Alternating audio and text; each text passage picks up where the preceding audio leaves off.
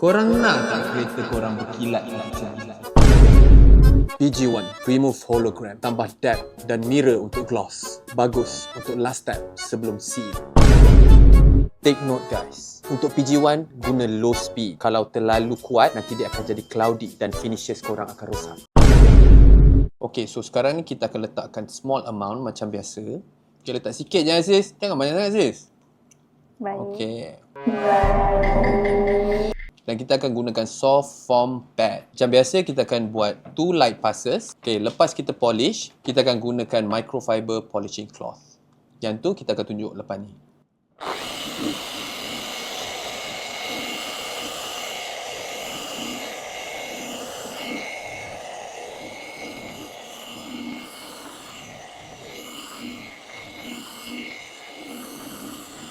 Mana sis? Okey ke tak okey?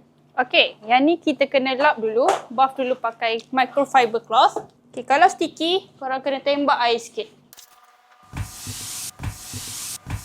Alright, boleh tengok hasil dia macam mana. PG1 ni bukan untuk heavy cut defects. Dia untuk final finishing. Okay, so macam mana korang? Korang dah tengok daripada aggressive cut ke final finishing. Jadi, kalau korang ada apa-apa masalah, komen di bawah.